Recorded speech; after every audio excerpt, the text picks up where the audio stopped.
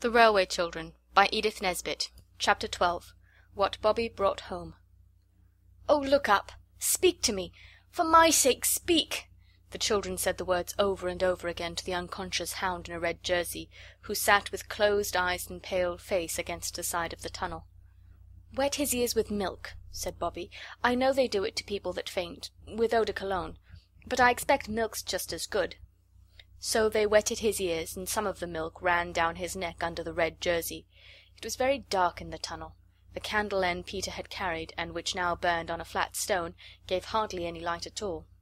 "Oh, do look up," said Phyllis. "For my sake! I believe he's dead." "For my sake," repeated Bobby. "No, he isn't." "For any sake," said Peter. "Come out of it." And he shook the sufferer by the arm. And then the boy in the red jersey sighed, and opened his eyes, and shut them again, and said in a very small voice, "Chuck it." "Oh, he's not dead," said Phyllis. "I knew he wasn't." And then she began to cry. "What's up? I'm all right," said the boy. "Drink this," said Peter firmly, thrusting the nose of the milk bottle into the boy's mouth.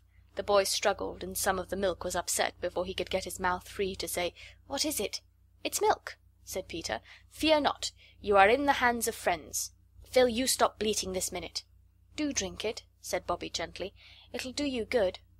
So he drank, and the three stood by without speaking to him. "Let him be a minute," Peter whispered. "He'll be all right as soon as the milk begins to run like fire through his veins." He was. "I'm better now," he announced. "I remember all about it." He tried to move, but the movement ended in a groan. "Bother! I believe I've broken my leg," he said. "Did you tumble down?" asked Phyllis, sniffing. "Of course not. I'm not a kiddie," said the boy indignantly. "It was one of those beastly wires tripped me up, and when I tried to get up again I couldn't stand, so I sat down. Gee willikins! It does hurt, though. How did you get here?" "We saw you all go into the tunnel, and then we went across the hill to see you all come out, and the others did, all but you, and you didn't. So we're a rescue party," said Peter with pride. "You've got some pluck, I will say," remarked the boy. "Oh, that's nothing," said Peter with modesty. "Do you think you could walk if we helped you?" "I could try," said the boy. He did try, but he could only stand on one foot, the other dragged in a very nasty way. "Here, let me sit down. I feel like dying," said the boy. "Let go of me. Let go, quick." He lay down and closed his eyes. The others looked at each other by the dim light of the little candle. "What on earth?" said Peter. "Look here," said Bobby quickly. "You must go and get help. Go to the nearest house." "Yes, that's the only thing," said Peter. "Come on. If you take his feet and Phil and I take his head, we could carry him to the manhole." They did it. It was perhaps as well for the sufferer that he had fainted again. "Now," said Bobby, "I'll stay with him. You take the longest bit of candle, and oh, be quick, for this bit won't burn long." "I don't think Mother would like me leaving you," said Peter doubtfully. "Let me stay, and you and Phil go." "No, no," said Bobby. "You and Phil go. And lend me your knife. I'll try to get his boot off before he wakes up again." "I hope it's all right what we're doing," said Peter. "Of course it's right," said Bobby impatiently. "What else would you do? Leave him here all alone because it's dark? Nonsense. Hurry up, that's all." So they hurried up. Bobby watched their dark figures in the little light of the little candle, with an odd feeling of having come to the end of everything. She knew now, she thought, what nuns who were bricked up alive in convent walls felt like. Suddenly she gave herself a little shake. "Don't be a silly little girl," she said. She was always very angry when anyone else called her a little girl, even if the adjective that went first was not silly, but nice, or good, or clever. And it was only when she was very angry with herself that she allowed Roberta to use that expression to Bobby. She fixed the little candle end on a broken brick near the red jerseyed boy's feet. Then she opened Peter's knife. It was always hard to manage. A halfpenny was generally needed to get it open at all. This time Bobby somehow got it open with her thumbnail. She broke the nail, and it hurt horribly. Then she cut the boy's bootlace and got the boot off. She tried to pull off his stocking, but his leg was dreadfully swollen, and it did not seem to be the proper shape. So she cut the stocking down very slowly and carefully.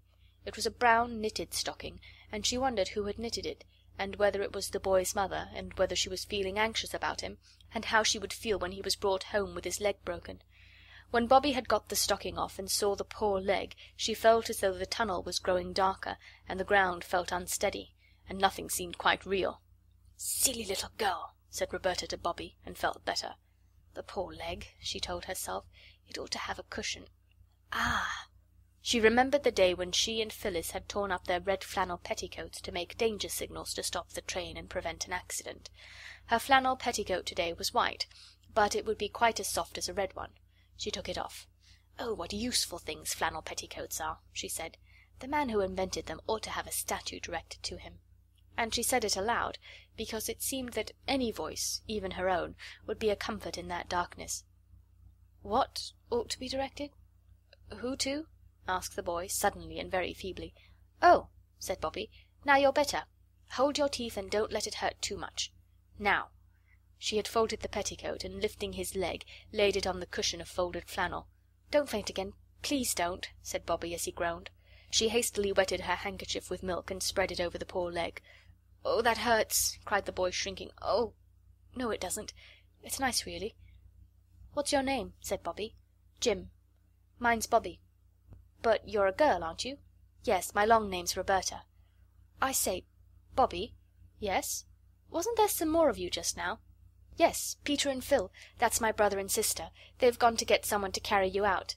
"What rum names. All boys?" "Yes. I wish I was a boy, don't you?" "I think you're all right as you are." "I didn't mean that. I meant, don't you wish you were a boy? But of course you are without wishing."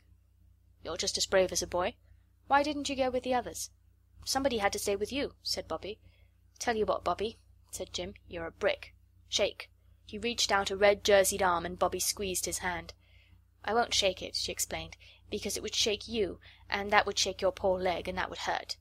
Have you got a hanky?" "I don't expect I have." He felt in his pocket. "Yes, I have."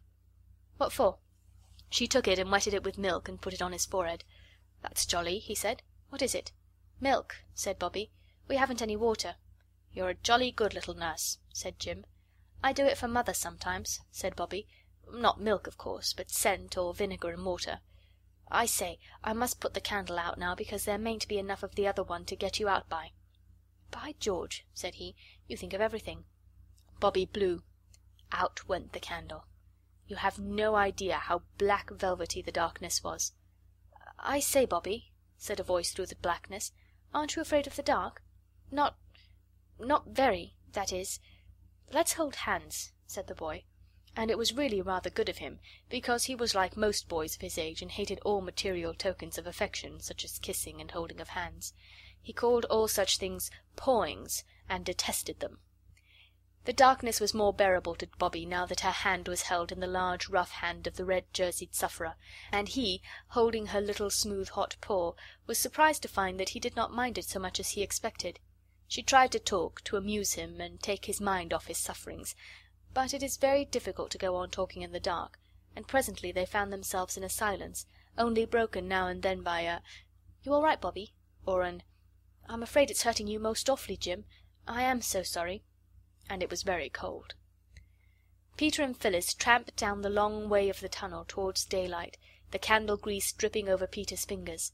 There were no accidents, unless you count Phyllis's catching her frock on a wire and tearing a long jagged slit in it, and tripping over her bootlace when it came undone, or going down on her hands and knees, all four of which were grazed. "There's no end to this tunnel," said Phyllis, and indeed it did seem very, very long. "Stick to it," said Peter. "Everything has an end, and you get to it if you only keep all on."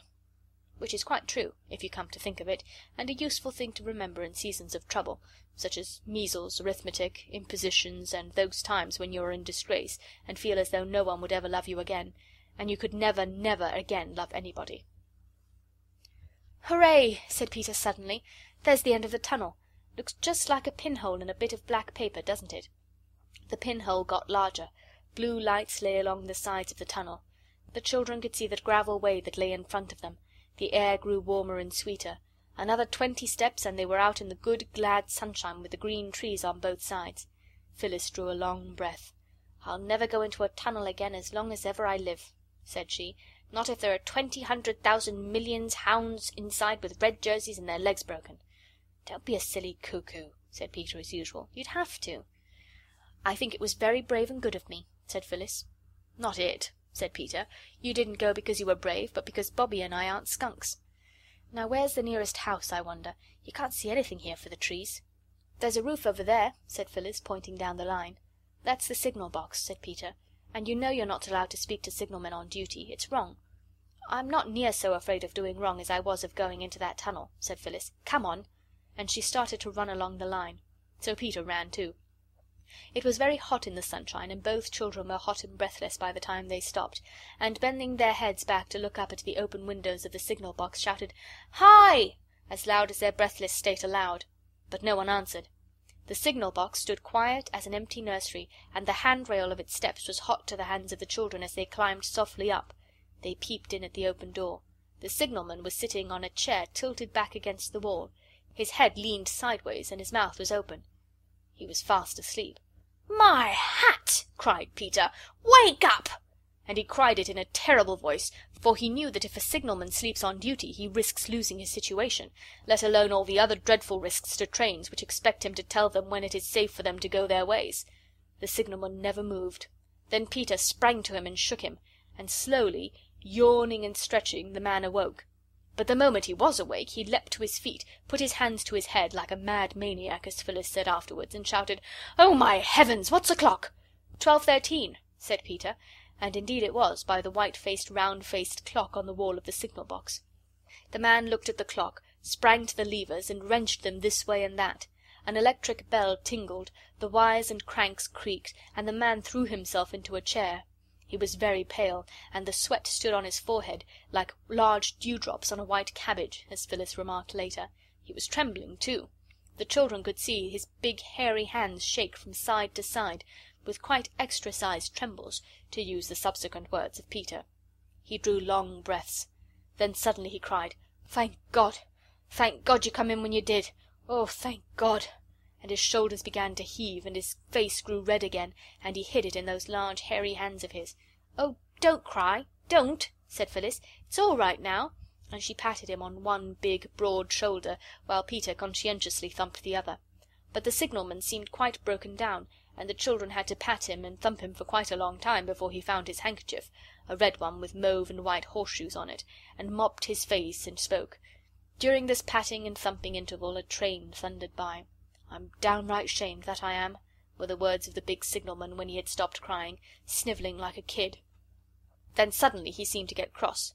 "And what was you doing up here, anyway?" he said. "You know it ain't allowed." "Yes," said Phyllis, "we knew it was wrong, but I wasn't afraid of doing wrong, and so it turned out right. You aren't sorry we came?" "Lord love you, if you hadn't a come—" He stopped, and then went on. "It's a disgrace, so it is, sleeping on duty. If it was to come to be known, even as it is, when no harm's come of it." "It won't come to be known," said Peter. "We aren't sneaks. All the same, you oughtn't to sleep on duty. It's dangerous." "Tell me something I don't know," said the man. "But I can't help it. I knowed well enough just how it'd be. But I couldn't get off. They couldn't get no one to take on my duty. I tell you I ain't had 10 minutes sleep this last 5 days. My little chap's ill. Pneumonia, the doctor says. And there's no one but me and his little sister to do for him. That's where it is. The girl must have her sleep. Dangerous. Yes, I believe you. Now go and split on me if you like." But Phyllis ignored the whole of the signalman's speech, except for the first 6 words. "You asked us," she said, "to tell you something you don't know. Well, I will. There's a boy in the tunnel over there with a red jersey and his leg broken." "What did he want to go into the bloomin' tunnel for, then?" said the man. "Don't you be so cross," said Phyllis kindly. "We haven't done anything wrong except coming and waking you up, and that was right, as it happens." Then Peter told how the boy came to be in the tunnel. "Well," said the man, "I don't see as I can do anything. I can't leave the box." "You might tell us where to go after someone who isn't in a box, though," said Phyllis. "There's Bridgen's farm over yonder, where you see the smoke coming up through the trees," said the man, more and more grumpy, as Phyllis noticed. "Well, good-bye, then," said Peter. But the man said, "Wait a minute." He put his hand in his pocket and brought out some money, a lot of pennies and 1 or 2 shillings and sixpences and half a crown. He picked out 2 shillings and held them out. "Here," he said, "I'll give you this to hold your tongues about what's taken place today." There was a short, unpleasant pause. Then, "You are a nasty man, though, aren't you?" said Phyllis. Peter took a step forward and knocked the man's hand up, so that the shillings leapt out of it and rolled on the floor. "If anything could make me sneak, that would," he said. "Come, Phil," and marched out of the signal box with flaming cheeks. Phyllis hesitated. Then she took the hand, still held out stupidly that the shillings had been in. "I forgive you," she said, "even if Peter doesn't. You're not in your proper senses, or you'd never have done that. I know want of sleep sends people mad. Mother told me. I hope your little boy will soon be better, and—" "Come on, Phil!" cried Peter, eagerly. "I give you my sacred honour word he will never tell anyone. Kiss and be friends," said Phyllis, feeling how noble it was of her to try to make up a quarrel in which she was not to blame. The signalman stooped and kissed her. "I do believe I'm a bit off my head, Sissy," he said. "Now run along home to Mother. I didn't mean to put you about. There." So Phil left the hot signal box and followed Peter across the fields to the farm.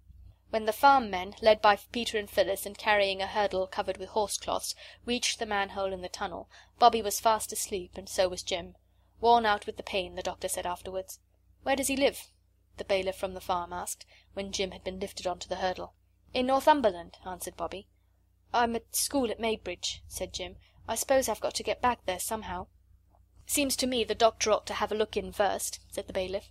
"Oh, bring him up to our house," said Bobbie. "It's only a little way by the road. I'm sure Mother would say we ought to." "Will your ma like you bringing home strangers with broken legs?" "She took the poor Russian home herself," said Bobbie. "I know she'd say we ought." "All right," said the bailiff. "You ought to know what your ma 'd like. I wouldn't take it upon me to fetch him up to our place without I asked the missus first, and they call me the master too." "Are you sure your mother won't mind?" whispered Jim. "Certain," said Bobbie. "Then we're to take him up to Three Chimneys?" said the bailiff. "Of course," said Peter. "Then my lad shall nip up to the doctor's on his bike and tell him to come down there. Now, lads, lift him quiet and steady. 1, 2, 3." Thus it happened that Mother, writing away for dear life at a story about a duchess, a designing villain, a secret passage, and a missing will, dropped her pen as her workroom door burst open, and turned to see Bobbie, hatless and red with running. "Oh, Mother," she cried, "do come down. We found a hound in a red jersey in the tunnel, and he's broken his leg, and they're bringing him home." "They ought to take him to the vet," said Mother, with a worried frown. "I really can't have a lame dog here." "He's not a dog, really, he's a boy," said Bobbie, between laughing and choking. "Then he ought to be taken home to his mother." "His mother's dead," said Bobbie, "and his father's in Northumberland. Oh, Mother, you will be nice to him. I told him I was sure you'd want us to bring him home. You always want to help everybody." Mother smiled, but she sighed too. It is nice that your children should believe you willing to open house and heart to any and everyone who needs help, but it is rather embarrassing sometimes too, when they act on their belief. "Oh, well," said Mother, "we must make the best of it."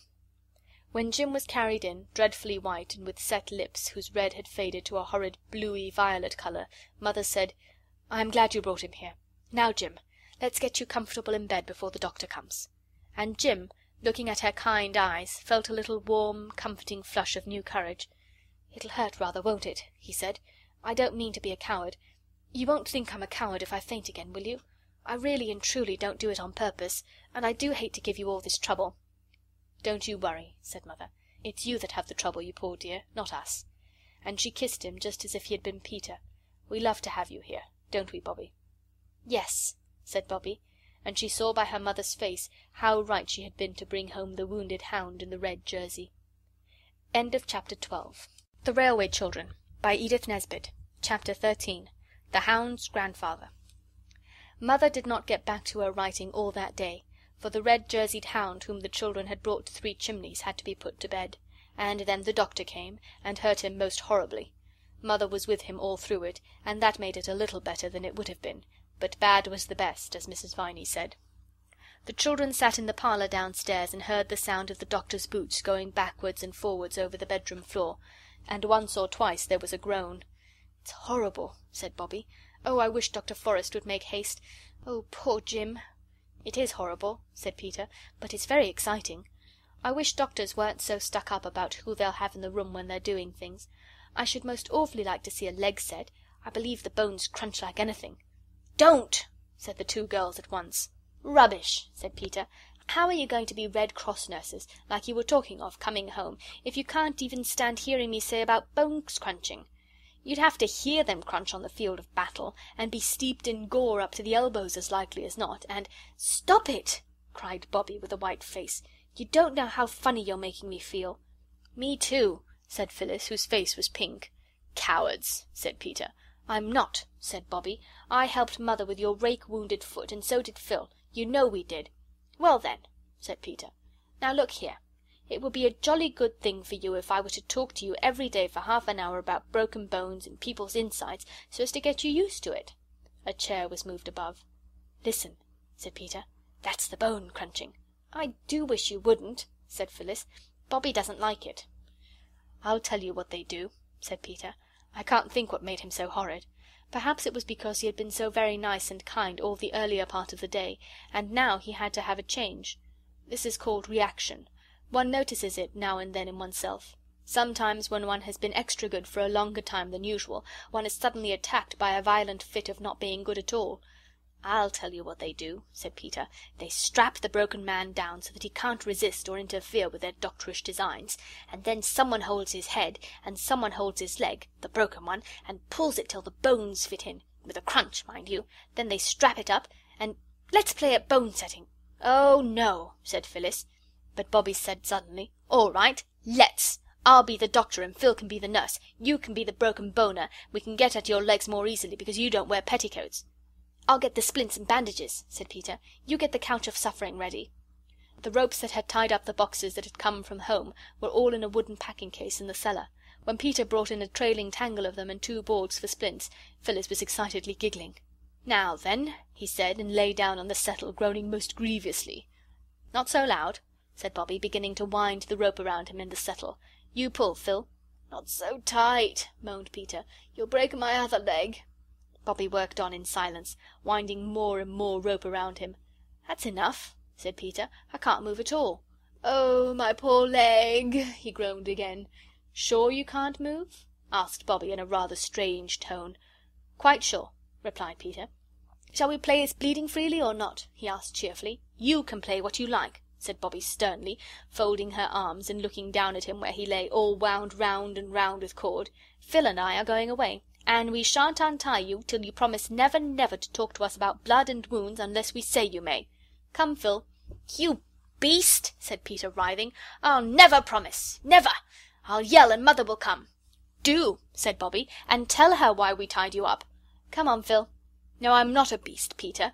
But you wouldn't stop when we asked you, and—" "Yah," said Peter. "It wasn't even your own idea. You got it out of Stalky." Bobbie and Phil, retiring in silent dignity, were met at the door by the doctor. He came in, rubbing his hands and looking pleased with himself. "Well," he said, "that job's done. It's a nice clean fracture, and it'll go on all right, I've no doubt. Plucky young chap, too. Hullo, what's all this?" His eye had fallen on Peter, who lay mousy still in his bonds on the settle. "Playing at prisoners, eh?" he said, but his eyebrows had gone up a little. Somehow he had not thought that Bobbie would be playing while in the room above someone was having a broken bone set. "Oh, no," said Bobbie. "Not at prisoners. We were playing at setting bones. Peter's the broken boner and I was the doctor." The doctor frowned. "Then I must say," he said, and he said it rather sternly, "that it's a very heartless game. Haven't you enough imagination even to faintly picture what's been going on upstairs? That poor chap with the drops of sweat on his forehead and biting his lips so as not to cry out, and every touch on his leg agony, and—" "You ought to be tied up," said Phyllis. "You're as bad as—" "Hush," said Bobbie. "I'm sorry, but we weren't heartless, really." "I was, I suppose," said Peter crossly. "All right, Bobbie, don't you go on being noble and screening me, because I jolly well won't have it. It was only that I kept on talking about blood and wounds. I wanted to train them for Red Cross nurses, and I wouldn't stop when they asked me." "Well?" said Dr. Forrest, sitting down. "Well, then I said, 'Let's play at setting bones.' It was all rot. I knew Bobbie wouldn't. I only said it to tease her, and then when she said yes, of course I had to go through with it. And they tied me up. They got it out of Stalky.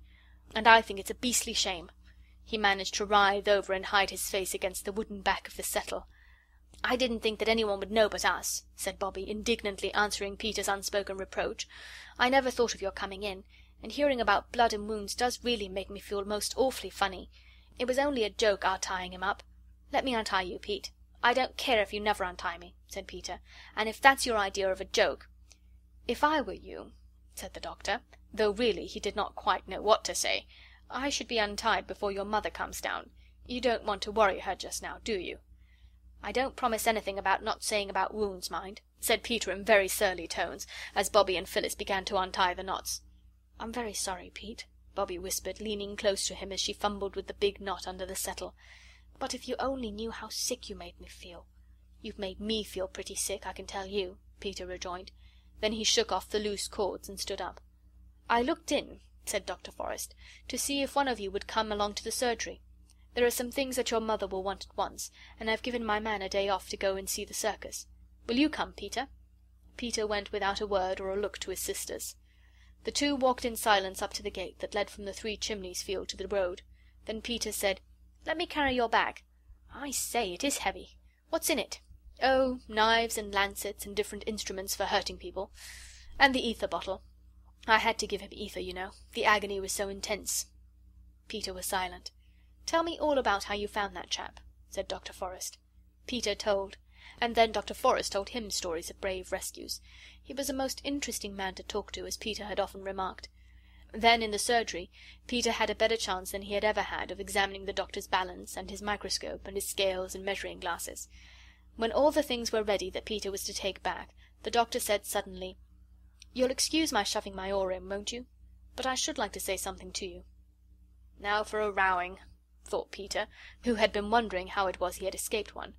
"Something scientific," added the doctor. "Yes?" said Peter, fiddling with the fossil ammonite that the doctor used for a paperweight. "Well then, you see, boys and girls are only little men and women, and we are much harder and hardier than they are." Peter liked the "we." Perhaps the doctor had known he would. "And much stronger, and things that hurt them don't hurt us. You know you mustn't hit a girl." "I should think not, indeed," muttered Peter indignantly. "Not even if she's your own sister. That's because girls are so much softer and weaker than we are. They have to be, you know," he added, "because if they weren't it wouldn't be nice for the babies. And that's why all the animals are so good to the mother animals. They never fight them, you know." "I know," said Peter, interested. "Two buck rabbits will fight all day if you let them, but they won't hurt a doe." "No. And quite wild beasts, lions and elephants, they're immensely gentle with the female beasts. And they've got to be, too." "I see," said Peter.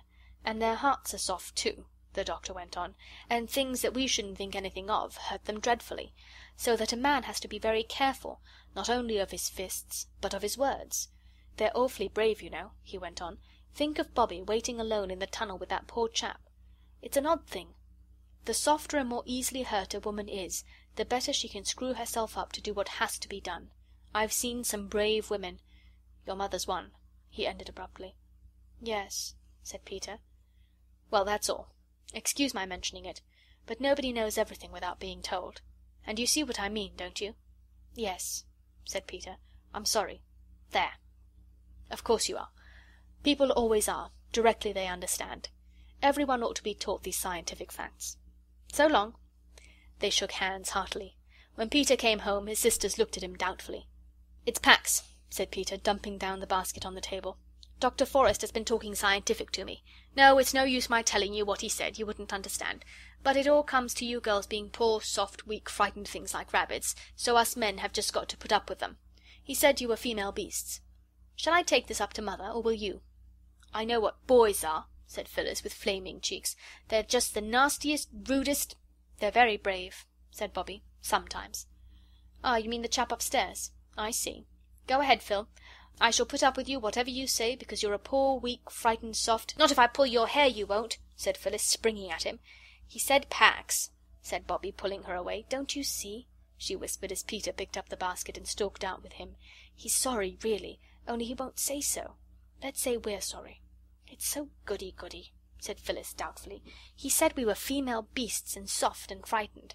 "Then let's show him we're not frightened of him thinking us goody-goody," said Bobbie, "and we're not any more beasts than he is." And when Peter came back, still with his chin in the air, Bobbie said, "We're sorry we tied you up, Pete." "I thought you would be," said Peter, very stiff and superior. This was hard to bear, but...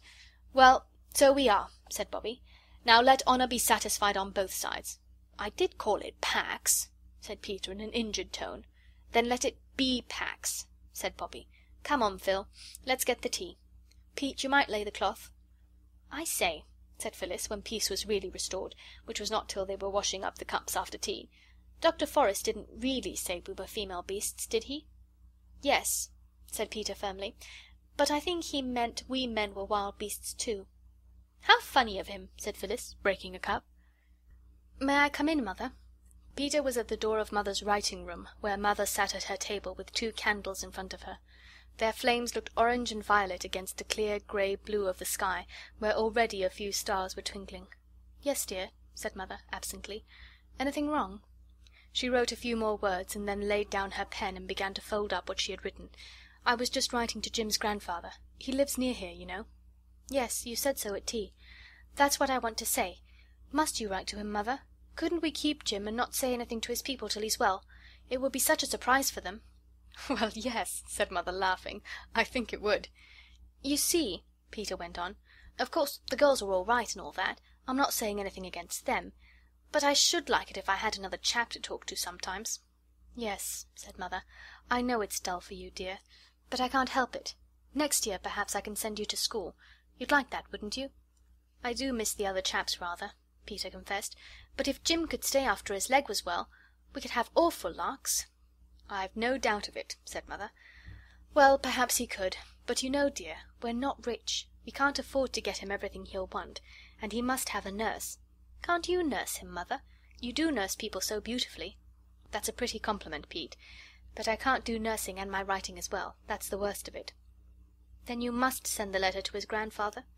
"Of course, and to his schoolmaster too. We telegraphed to them both, but I must write as well. They'll be most dreadfully anxious." "I say, Mother, why can't his grandfather pay for a nurse?" Peter suggested. "That would be ripping. I expect the old boy's rolling in money. Grandfathers in books always are." "Well, this one isn't in a book," said Mother, "so we mustn't expect him to roll much." "I say," said Peter musingly, "wouldn't it be jolly if we all were in a book, and you were writing it? Then you could make all sorts of jolly things happen, and make Jim's legs get well at once, and be all right tomorrow, and Father would come home soon, and—" "Do you miss your father very much?" Mother asked, rather coldly, Peter thought. "Awfully," said Peter briefly. Mother was enveloping and addressing the second letter. "You see," Peter went on slowly, "you see, it's not only him being Father, but now he's away there's no other man in the house but me. That's why I want Jim to stay so frightfully much. Wouldn't you like to be writing that book with us all in it, Mother, and make Daddy come home soon?" Peter's mother put her arm round him suddenly and hugged him in silence for a minute. Then she said, "Don't you think it's rather nice to think that we're in a book that God's writing? If I were writing the book I might make mistakes, but God knows how to make the story end just right, in the way that's best for us." "Do you really believe that, Mother?" Peter asked quietly. "Yes," she said, "I do believe it. Almost always, except when I'm so sad that I can't believe anything. But even when I can't believe it, I know it's true, and I try to believe. You don't know how I try, Peter. Now, take the letters to the post, and don't let's be sad any more. Courage, courage! That's the finest of all the virtues. I dare say Jim will be here for 2 or 3 weeks yet." For what was left of the evening Peter was so angelic that Bobbie feared he was going to be ill. She was quite relieved in the morning to find him plaiting Phyllis's hair onto the back of her chair in quite his old manner. It was soon after breakfast that a knock came at the door. The children were hard at work cleaning the brass candlesticks in honour of Jim's visit. "That'll be the doctor," said Mother. "I'll go. Shut the kitchen door. You're not fit to be seen." But it wasn't the doctor. They knew that by the voice and by the sound of the boots that went upstairs. They did not recognise the sound of the boots, but everyone was certain that they had heard the voice before. There was a longish interval. The boots and the voice did not come down again. "Who can it possibly be?" they kept on asking themselves and each other. "Perhaps," said Peter at last, "Dr. Forrest has been attacked by highwaymen and left for dead, and this is the man he's telegraphed for to take his place. Mrs. Viney said he had a local tenant to do his work when he went for a holiday. Didn't you, Mrs. Viney?" "I did so, my dear," said Mrs. Viney from the back kitchen. "He's fallen down in a fit, more likely," said Phyllis. "All human aid despaired of. And this is his man come to break the news to Mother." "Nonsense," said Peter briskly. "Mother wouldn't have taken the man up into Jim's bedroom. Why should she? Listen, the door's opening. Now they'll come down. I'll open the door a crack." He did. "It's not listening," he replied indignantly to Bobbie's scandalised remarks. "Nobody in their senses would talk secrets on the stairs. And Mother can't have secrets to talk with Dr. Forrest's stableman. And you said it was him." "Bobbie," called Mother's voice. They opened the kitchen door, and Mother leaned over the stair railing. "Jim's grandfather has come," she said. "Wash your hands and faces, and then you can see him. He wants to see you." The bedroom door shut again. "There now," said Peter. "Fancy us not even thinking of that. Let's have some hot water, Mrs. Viney. I'm as black as your hat." The three were indeed dirty, for the stuff you clean brass candlesticks with is very far from cleaning to the cleaner. They were still busy with soap and flannel when they heard the boots and the voice come down the stairs and go into the dining room. And when they were clean, though still damp, because it takes such a long time to dry your hands properly, and they were very impatient to see the grandfather, they filed into the dining room. Mother was sitting in the window seat, and in the leather-covered armchair that Father always used to sit in at the other house sat their own old gentleman. "Well, I never did!" said Peter, even before he said "How do you do?" He was, as he explained afterwards, too much surprised even to remember that there was such a thing as politeness, much less to practice it. "It's our own old gentleman," said Phyllis. "Oh, it's you," said Bobbie. And then they remembered themselves and their manners, and said, "How do you do?" very nicely. "This is Jim's grandfather, Mr. " said Mother, naming the old gentleman's name. "How splendid!" said Peter. "That's just exactly like a book, isn't it, Mother?" "It is rather," said Mother, smiling. "Things do happen in real life that are rather like books sometimes." "I am so awfully glad it is you," said Phyllis. "When you think of the tons of old gentlemen there are in the world, it might have been almost anyone." "I say, though," said Peter, "you're not going to take Jim away, though, are you?"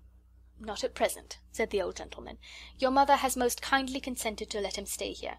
I thought of sending a nurse, but your mother is good enough to say that she will nurse him herself." "But what about her writing?" said Peter, before anyone could stop him. "There won't be anything for him to eat if Mother doesn't write." "That's all right," said Mother hastily. The old gentleman looked very kindly at Mother. "I see," he said. "You trust your children and confide in them." "Of course," said Mother. "Then I may tell them of our little arrangement," he said. "Your mother, my dears, has consented to give up writing for a little while and to become a matron of my hospital." "Oh!" said Phyllis blankly. "And shall we have to go away from Three Chimneys and the railway and everything?" "No, no, darling," said Mother hurriedly. "The hospital is called Three Chimneys Hospital," said the old gentleman, "and my unlucky Jim's the only patient. And I hope he'll continue to be so. Your mother will be matron, and there'll be a hospital staff of a housemaid and a cook till Jim's well." "And then will Mother go on writing again?" asked Peter. "We shall see," said the old gentleman, with a slight, swift glance at Bobbie. "Perhaps something nice may happen, and she won't have to." "I love my writing," said Mother very quickly. "I know," said the old gentleman. "Don't be afraid that I'm going to try to interfere. But one never knows. Very wonderful and beautiful things do happen, don't they? And we live most of our lives in the hope of them. I may come again to see the boy?" "Surely," said Mother. "And I don't know how to thank you for making it possible for me to nurse him. Dear boy."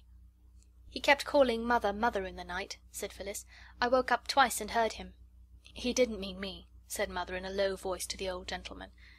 "That's why I wanted so much to keep him." The old gentleman rose. "I'm so glad," said Peter, "that you're going to keep him, Mother." "Take care of your mother, my dears," said the old gentleman. "She's a woman in a million." "Yes, isn't she?" whispered Bobbie.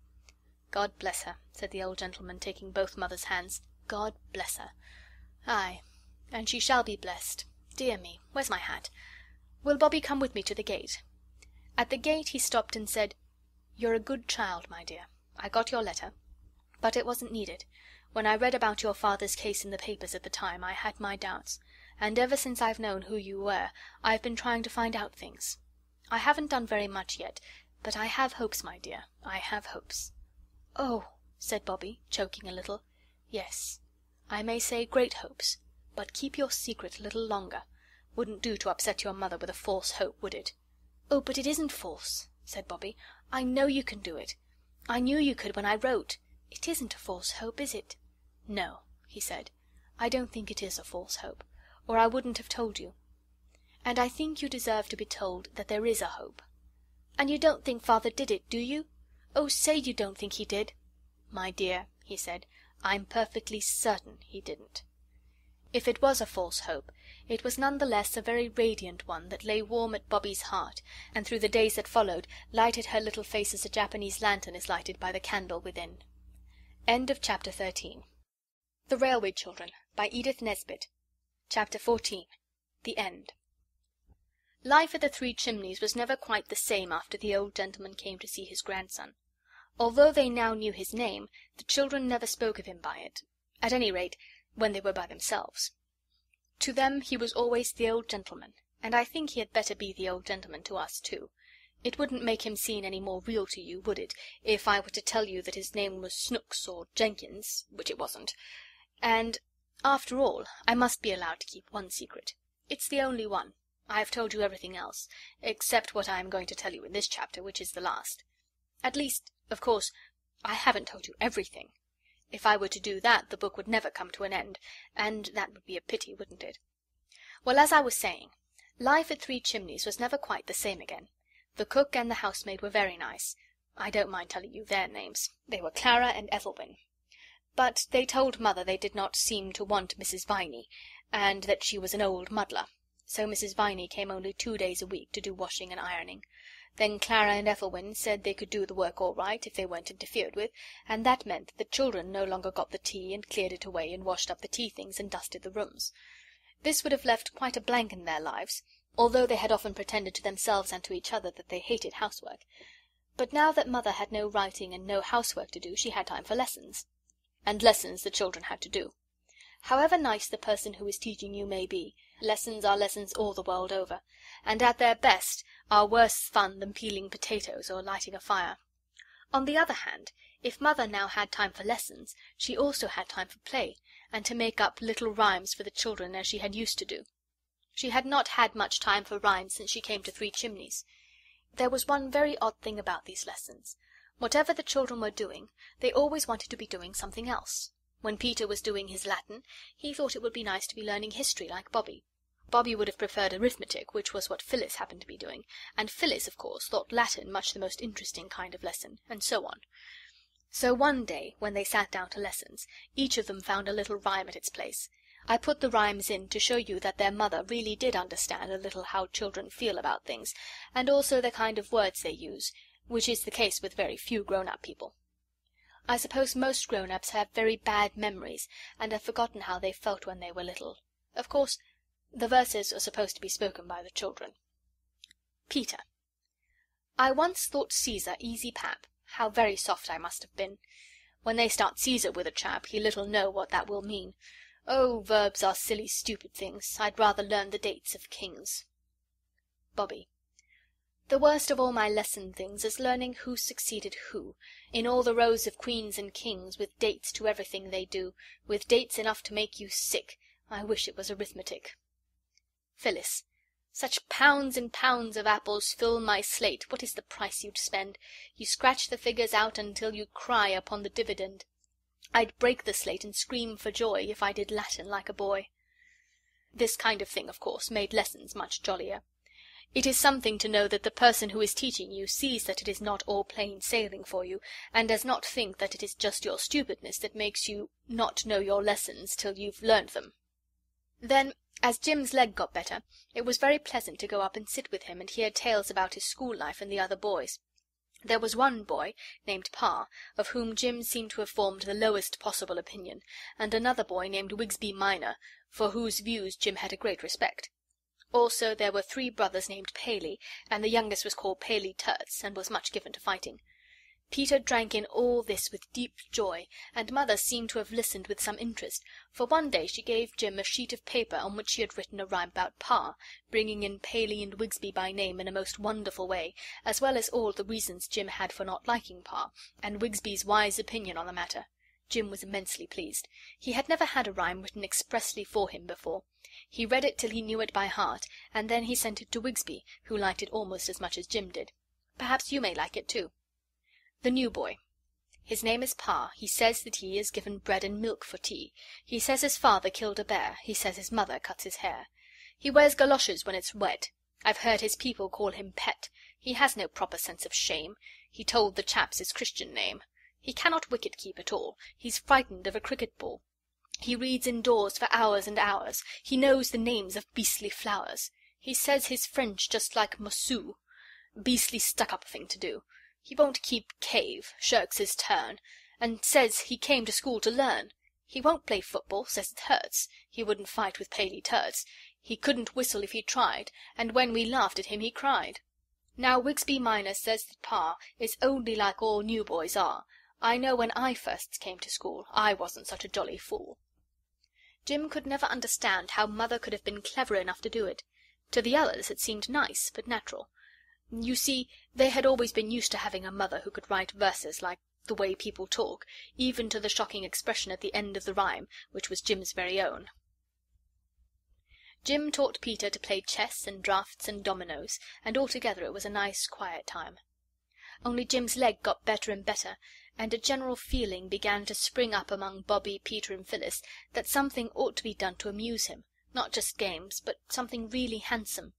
But it was extraordinarily difficult to think of anything. "It's no good," said Peter, when all of them had thought and thought till their heads felt quite heavy and swollen. "If we can't think of anything to amuse him, we just can't, and there's an end of it. Perhaps something will just happen of its own accord that he'll like." "Things do happen by themselves sometimes, without your making them," said Phyllis, rather as though, usually, everything that happened in the world was her doing. "I wish something would happen," said Bobby dreamily. "Something wonderful." And something wonderful did happen exactly 4 days after she had said this. I wish I could say it was 3 days after, because in fairy tales it is always 3 days after that things happen. But this is not a fairy story, and besides, it really was 4 and not 3, and I am nothing if not strictly truthful. They seemed to be hardly railway children at all in those days, and as the days went on, each had an uneasy feeling about this which Phyllis expressed one day. "I wonder if the railway misses us," she said plaintively. "We never go to see it now." "It seems ungrateful," said Bobby. "We loved it so when we hadn't anyone else to play with." "Perks is always coming up to ask after Jim," said Peter, "and the signalman's little boy is better. He told me so." "I didn't mean the people," explained Phyllis. "I meant the dear railway itself." "The thing I don't like," said Bobby, on this 4th day, which was a Tuesday, "is our having stopped waving to the 9:15 and sending our love to Father by it." "Let's begin again," said Phyllis, and they did. Somehow the change of everything that was made by having servants in the house and Mother not doing any writing made the time seem extremely long since that strange morning at the beginning of things, when they had got up so early and burnt the bottom out of the kettle, and had apple pie for breakfast, and first seen the railway. It was September now, and the turf on the slope to the railway was dry and crisp. Little long grass spikes stood up like bits of gold wire, frail blue harebells trembled on their tough, slender stalks, gypsy roses opened wide and flat their lilac-coloured discs, and the golden stars of St. John's wort shone at the edges of the pool that lay half-way to the railway. Bobby gathered a generous handful of the flowers and thought how pretty they would look, lying on the green and pink blanket of silk waste that now covered Jim's poor broken leg. "Hurry up," said Peter, "or we shall miss the 9:15. "I can't hurry up more than I am doing," said Phyllis. "Oh, bother it, my bootlace has come undone again." "When you're married," said Peter, "your bootlace will come undone going up the church aisle, and your man that you're going to get married to will tumble over it and smash his nose in on the ornamented pavement, and then you'll say you won't marry him, and you'll have to be an old maid." "I shan't," said Phyllis. "I'd much rather marry a man with his nose smashed in than not marry anybody." "It would be horrid to marry a man with a smashed nose, all the same," went on Bobby. "He wouldn't be able to smell the flowers at the wedding. Wouldn't that be awful?" "Bother the flowers at the wedding!" cried Peter. "Look, the signal's down. We must run." They ran, and once more they waved their handkerchiefs, without at all minding whether the handkerchiefs were clean or not, to the 9:15. "Take our love to Father!" cried Bobby, and the others too shouted, "Take our love to Father!" The old gentleman waved from his first-class carriage window. Quite violently he waved, and there was nothing odd in that, for he always had waved. But what was really remarkable was that from every window handkerchiefs fluttered, newspapers signalled, hands waved wildly. The train swept by with a rustle and a roar. The little pebbles jumped and danced under it as it passed, and the children were left looking at each other. "Well," said Peter. "Well," said Bobby. "Well," said Phyllis. "What on earth does that mean?" asked Peter, but he did not expect any answer. "I don't know," said Bobby. "Perhaps the old gentleman told the people at his station to look out for us and wave. He knew we should like it." Now, curiously enough, this was just what had happened. The old gentleman, who was very well known and respected at his particular station, had got there early that morning, and had waited at the door where the young man stands holding the interesting machine that clips the tickets, and he had said something to every single passenger who passed through that door. And after nodding to what the old gentleman had said, and the nods expressed every shade of surprise, interest, doubt, cheerful pleasure, and grumpy agreement, each passenger had gone on to the platform and read one certain part of his newspaper. And when the passengers got into the train, they had told the other passengers who were already there what the old gentleman had said, and then the other passengers had also looked at their newspapers and seemed very astonished and mostly pleased. Then, when the train passed the fence where the 3 children were, newspapers and hands and handkerchiefs were waved madly, till all that side of the train was fluttery with white, like the pictures of the King's coronation in the Biograph at Maskelyne and Cook's. To the children it almost seemed as though the train itself was alive, and was at last responding to the love that they had given it so freely and so long. "It is most extraordinarily rum," said Peter. "Most stronnery," echoed Phyllis. But Bobby said, "Don't you think the old gentleman's waves seemed more significating than usual?" "No," said the others. "I do," said Bobby. "I thought he was trying to explain something to us with his newspaper." "Explain what?" asked Peter, not unnaturally. "I don't know," Bobby answered, "but I do feel most awfully funny. I feel just exactly as if something was going to happen." "What is going to happen," said Peter, "is that Phyllis's stocking is going to come down." This was but too true. The suspender had given way in the agitation of the waves to the 9:15. Bobby's handkerchief served as first aid to the injured, and they all went home. Lessons were more than usually difficult to Bobby that day. Indeed, she disgraced herself so deeply over a quite simple sum about the division of 48 pounds of meat and 36 pounds of bread among 144 hungry children that Mother looked at her anxiously.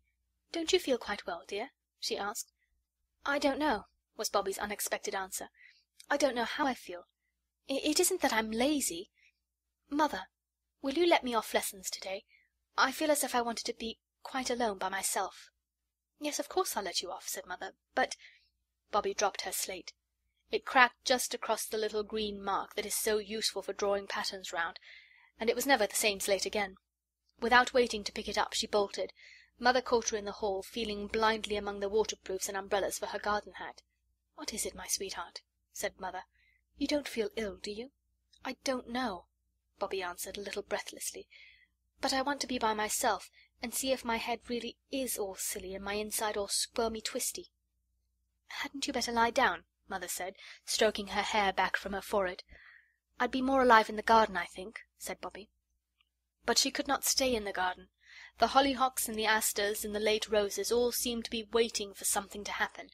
It was one of those still, shiny autumn days when everything does seem to be waiting. Bobby could not wait. "I'll go down to the station," she said, "and talk to Perks and ask about the signalman's little boy." So she went down. On the way she passed the old lady from the post office, who gave her a kiss and a hug, but rather to Bobby's surprise, no words except "God bless you, love," and, after a pause, "Run along, do." The draper's boy, who had sometimes been a little less than civil and a little more than contemptuous, now touched his cap and uttered the remarkable words, "Morning, miss, I'm sure." The blacksmith, coming along with an open newspaper in his hand, was even more strange in his manner. He grinned broadly, though as a rule he was a man not given to smiles, and waved the newspaper long before he came up to her, and as he passed her he said, in answer to her "Good morning," "Good morning to you, missy, and many of them. I wish you joy, that I do." "Oh," said Bobby to herself, and her heart quickened its beats. "Something is going to happen. I know it is. Everyone is so odd, like people are in dreams." The station-master wrung her hand warmly. In fact, he worked it up and down like a pump-handle. But he gave her no reason for this unusually enthusiastic greeting. He only said, "The 11:54's a bit late, miss. The extra luggage this holiday time," and went away very quickly into that inner temple of his into which even Bobby dared not follow him. Perks was not to be seen, and Bobby shared the solitude of the platform with the station cat. This tortoise-shell lady, usually of a retiring disposition, came to-day to rub herself against the brown stockings of Bobby, with arched back, waving tail, and reverberating purrs. "Dear me," said Bobby, stooping to stroke her, "how very kind everybody is to-day. Even you, Pussy." Perks did not appear until the 11:54 was signalled, and then he, like everybody else that morning, had a newspaper in his hand. "Hallo," he said, "here you are. Well, if this is the train, it'll be smart work. God bless you, my dear. I see it in the paper, and I don't think I was ever so glad of anything in all my born days." He looked at Bobby a moment, then said, "One I must have, miss, and no offence, I know, on a day like this here," and with that he kissed her, first on one cheek and then on the other. "You ain't offended, are you?" he asked anxiously. "I ain't took too great a liberty. On a day like this, you know." "No, no," said Bobbie. "Of course it's not a liberty, dear Mr. Perks. We love you quite as much as if you were an uncle of ours. But on a day like what?" "Like this here," said Perks. "Don't I tell you I see it in the paper?" "Saw what in the paper?" asked Bobbie. But already the 11:54 was steaming into the station, and the station master was looking at all the places where Perks was not, and ought to have been. Bobbie was left standing alone, the station cat watching her from under the bench with friendly golden eyes. Of course, you already know exactly what was going to happen. Bobbie was not so clever. She had the vague, confused, expectant feeling that comes to one's heart in dreams. What her heart expected I can't tell, perhaps the very thing that you and I know was going to happen, but her mind expected nothing. It was almost blank, and felt nothing but tiredness and stupidness and an empty feeling, like your body has when you have been a long walk and it is very far indeed past your proper dinner time. Only 3 people got out of the 11:54. The first was a countryman with 2 baskety boxes full of live chickens, who stuck their russet heads out anxiously through the wicker bars. The second was Miss Peckett, the grocer's wife's cousin, with a tin box and 3 brown paper parcels. And the third— "Oh, my Daddy! My Daddy!" The scream went like a knife into the heart of everyone in the train, and people put their heads out of the windows to see a tall, pale man with lips set in a thin, close line, and a little girl clinging to him with arms and legs, while his arms went tightly around her. "I knew something wonderful was going to happen," said Bobbie as they went up the road, "but I didn't think it was going to be this. Oh, my Daddy, my Daddy!" "Then didn't Mother get my letter?" Father asked. "There weren't any letters this morning. Oh, Daddy, it is really you, isn't it?" The clasp of a hand she had not forgotten assured her that it was. "You must go in by yourself, Bobbie, and tell Mother quite quietly that it's all right. They've caught the man who did it. Everyone knows now that it wasn't your Daddy." "I always knew it wasn't," said Bobbie. "Me and Mother and our old gentleman." "Yes," he said, "it's all his doing. Mother wrote and told me you had found out. And she told me what you'd been to her. My own little girl." They stopped a minute then. And now I see them crossing the field. Bobbie goes into the house, trying to keep her eyes from speaking before her lips have found the right words to tell Mother quite quietly that the sorrow and struggle and the parting are over and done, and that Father has come home. I see Father walking in the garden, waiting, waiting. He is looking at the flowers, and each flower is a miracle to eyes that all these months of spring and summer have seen only flagstones and gravel and a little grudging grass. But his eyes keep turning towards the house, and presently he leaves the garden and goes to stand outside the nearest door.